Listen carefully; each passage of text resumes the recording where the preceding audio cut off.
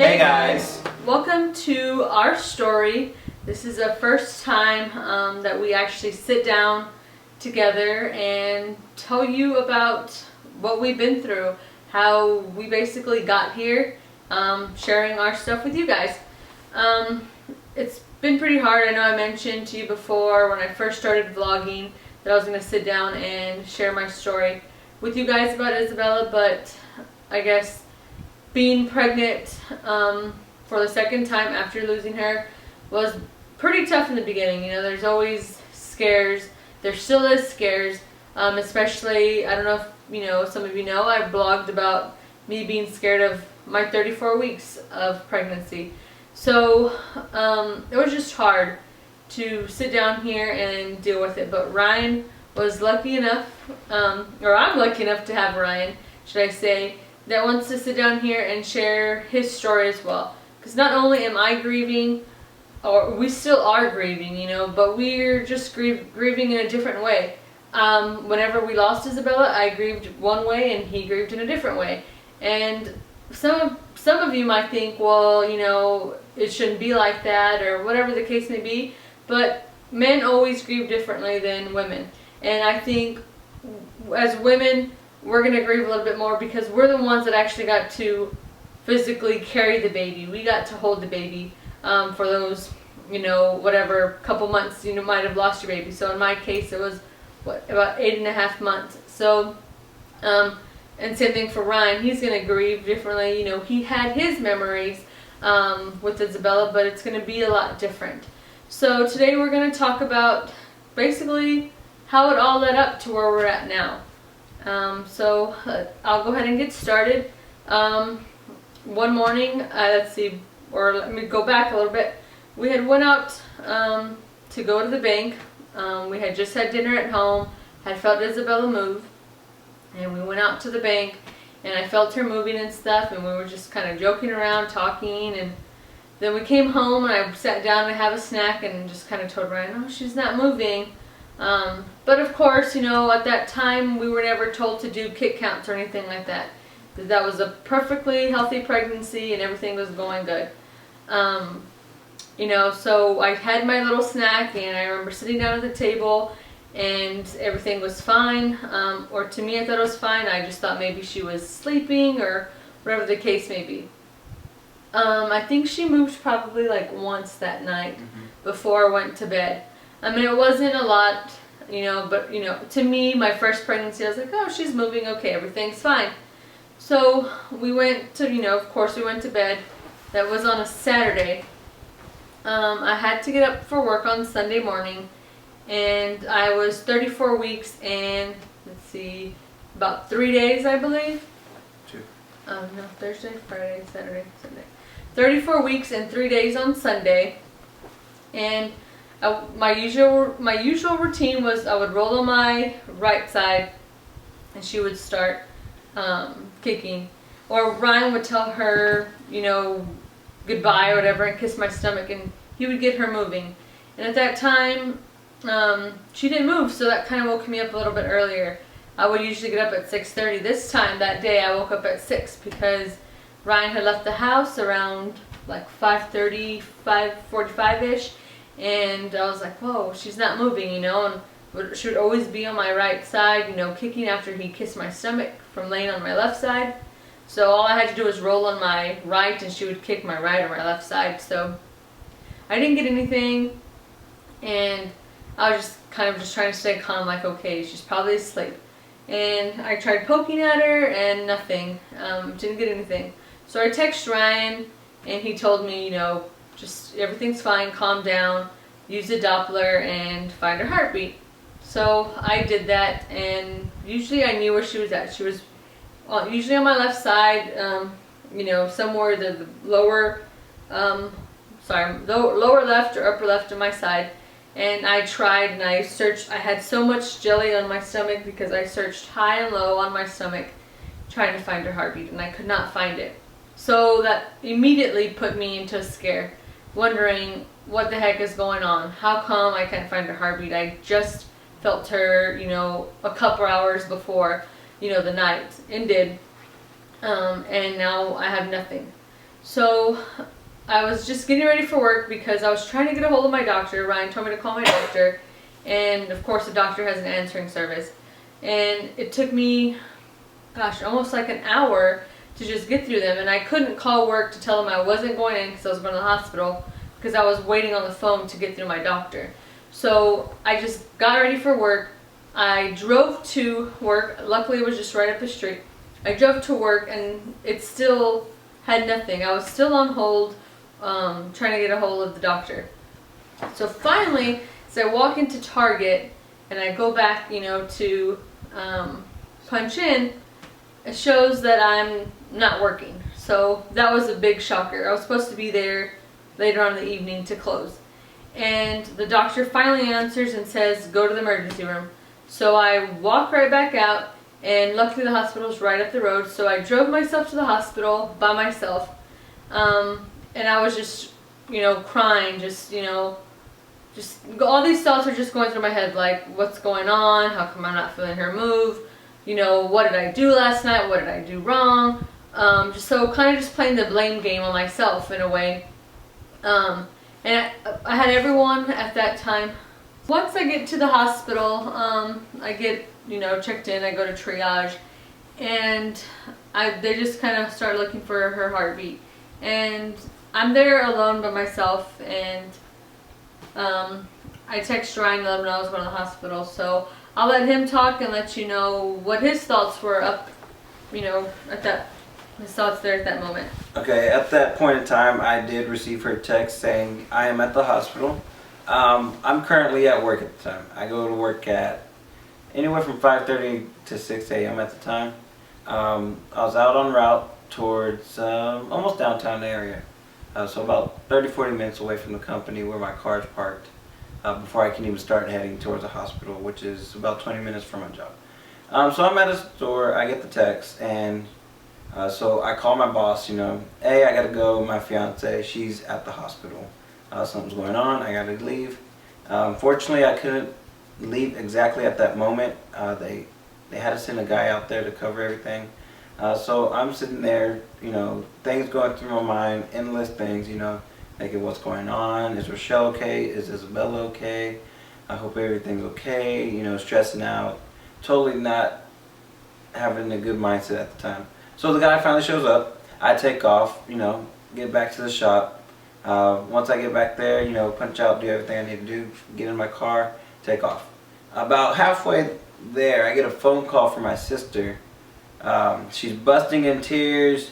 I'm sorry for your loss. And I said, what are you talking about? I haven't heard anything else, because Rochelle told me at the time, I'll tell you when you get here, From the get-go, I should have known that something was up, just because the way she said it. But so with that being, my sister calling and everything, I was very emotional, crying, upset.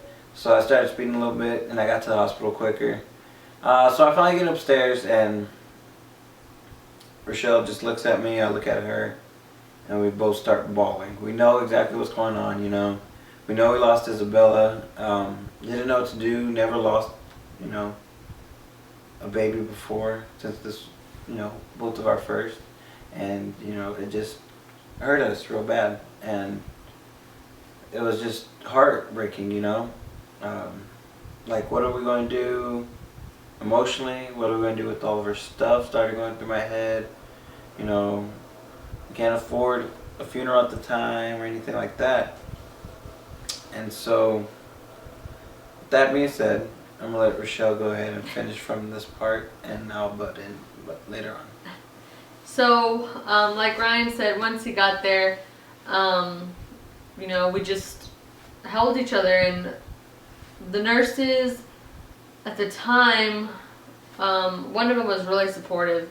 They had another one that was just mean. Well, not mean, but it was just kind of rude. So that just kind of didn't help the whole atmosphere, the atmosphere. I immediately called my mom. I called my, this happened on a Sunday, so I immediately called my mom, called my family, let them know what was going on. They came down here as soon as they could. And so basically my doctor said we're going to deliver like a normal delivery. We're going to induce you, and we're going to get her out vaginally. She didn't want me to have a cesarean unless she felt that the baby wasn't going to come on its own. So the reason for that was she didn't want to leave me with an emotional scar, which I don't blame her whatsoever. I think she made the right call, and at that time I felt I just wanted to get her out to see her. And now that I think back on it now, it's like I'm glad, I don't have that scar, because it would take me that much, or it would not take me, it would be that much harder to, to heal emotionally and physically as well. I still had stuff before, markings and stuff before, after I got pregnant, or after I had her, and before I got pregnant with Caleb. So that was one thing that was hard for me, was to still see my body, try to go back to normal, but still have, some physical, scars, you could say, from Isabella. That was hard. So they started delivering me on Sunday. I got some Servidol on Sunday when I got there, and they didn't let me eat that day, I don't think. I think they let me have breakfast, because I just basically woke up and went straight over there, literally.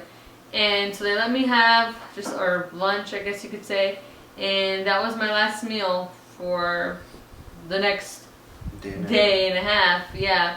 And I did Servidol. I probably got, dilated, I think 1 or 2 centimeters, and then the doctor said, okay, so we're going to up my Pitocin. So this was just being a normal induction, and up my Pitocin. That didn't really make any changes. So then the next option was to do I think it's called a balloon. The balloon.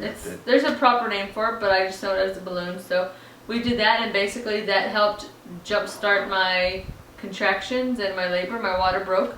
I also, before all this, I had wanted a natural birth. I didn't want any medication, and I only wanted epidural if I felt that I needed it, if I could not deal with it, deal with the pain. And so whenever I had found out, I got the news with Isabella, and I started going through the whole laboring process.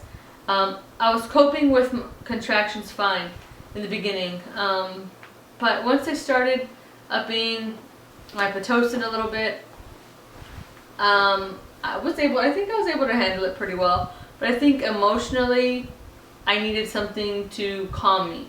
I think as I look back at it now, that I was able to do it. So I was very drowsy. I had some pain medication that they, give women that are in labor, and I personally don't want to do it with Caleb. I don't remember much. I remember people coming in and out of the room, people talking to me, but if you would ask me what y'all talked about that day, I probably wouldn't know, because I was just so out of it. And that's the only thing, is I was out of it. At that time, everyone's just grieving and mourning, and that was my way, I guess, of me coping with my feelings, was just relaxing and sleeping, and just waiting for her to come. Ryan, was in and out of the room. Our parents, were kind enough to kind of take turns watching me while he got some sleep, so that was good. Then basically my water broke, and wasn't too long after that, huh? That I needed to start pushing. Yeah, I guess I needed to start pushing after that. Felt the urge to push it. So they called my doctor. By the time they called my doctor and she got there, they had asked or before she even got there, they had asked, would you like an epidural? And I was just so in shock that, I said, yes, I want an epidural. By the time the anesthesiologist got there, my doctor got there, I had already dilated from, I think I was like 5 centimeters when the nurse checked me. So I went from a 5 to like a 7 pretty quick, right? 9. Or You went to a 9 because by the time she went to a 9 because by the time that Dr. Carmen actually got there, she was a 10 because it took, you know, it was very quick, progressed very fast. So with that being said, the anesthesiologist, he wanted to not really give her an epidural, but given the situation, they ended up giving her just a little bit, just to knock off the edge of the pain. And so we went through labor about 20-30 minutes after that. it was very fast. It was, you know, after I got my epidural pushed for a few times, That's it. and she was out. And it was a very quick birth. And that was, you know, because I had no help. Usually you have the help of a baby pushing, you know, making its way down. And I just got her out in a couple pushes and she was out. And, you know, that's a moment that we're never going to forget. You know, I'm going to cry just thinking about it, you know.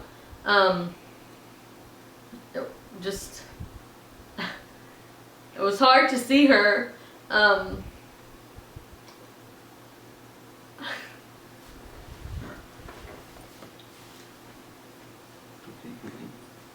It was hard to see her like that, but I'm just glad we got the chance to hold her and spend as much time with her as we wanted to. They basically treated her just like a living baby, you know.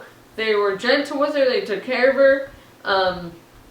One of my blog friends was very kind enough to find a group that took pictures for us. It's actually called Now I Lay Me Down to Sleep.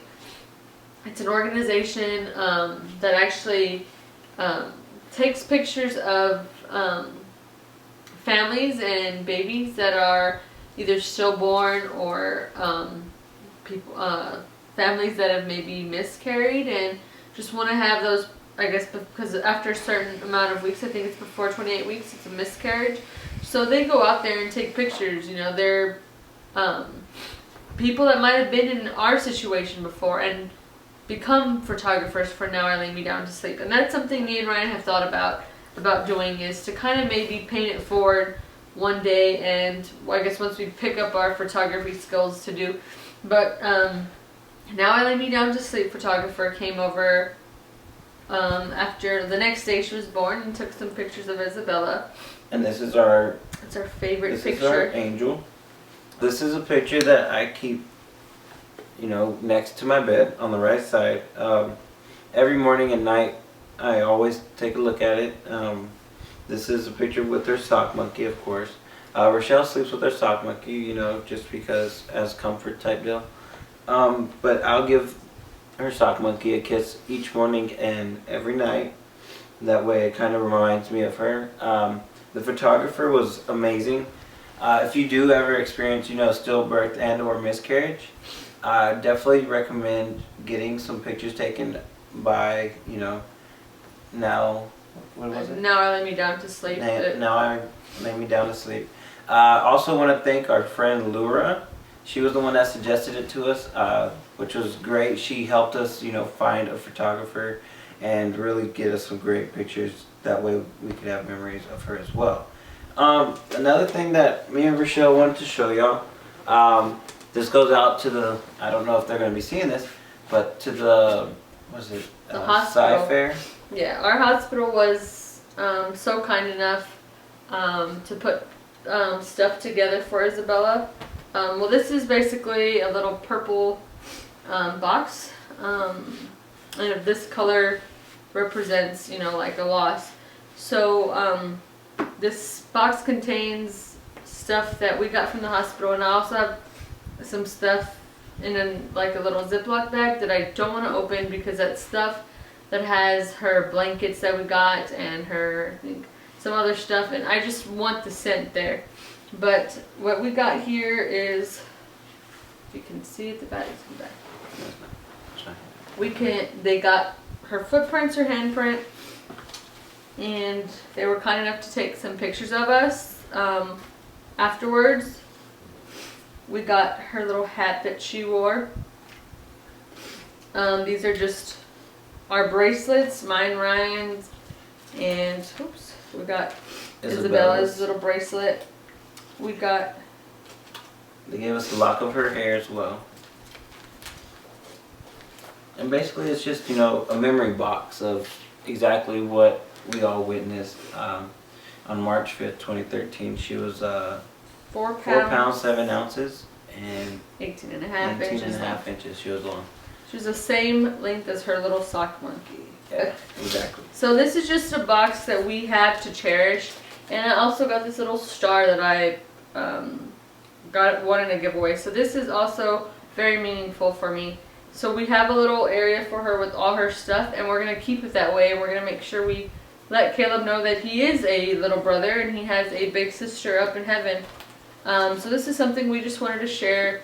We're just wanting to share a story with everyone. And those of you who know anyone that's experienced loss, feel free to share this video, give them our email or our Facebook page, and we will make sure to contact them. So I believe that is all, and I thank everyone for following along in our journey, and that's basically how Anchor and Love all got started. Caleb is our anchor, and you know, Anchor is a symbol of hope, so he is our hope, and all we need is love to get us through everything. And with that being said, definitely check out our videos. You know, I normally would say like this video, like this page, but this is just a video that I wouldn't, you know, just, if anybody out there experiences the same thing like we do, just go ahead, you know, you can reach me at bolanosryan@gmail. That's BOLANOSRYAN@gmail, be in the description below. You can also reach Rochelle at RochelleAmaro@gmail as well. It'll be in the description box below as well. And you know, if you want to hear more things from us or anything like that, if you have any questions, don't hesitate. Go ahead and send us an email. If you have me on Facebook, go ahead and send me a text. Get in contact with Rochelle. Leave a comment or a post on Anchor and Love. Sorry. You know, get in contact with us. If you experience the same thing, emotionally need support, get with us. We could definitely, you know, give y'all some type of emotional support or anything like that that you may need.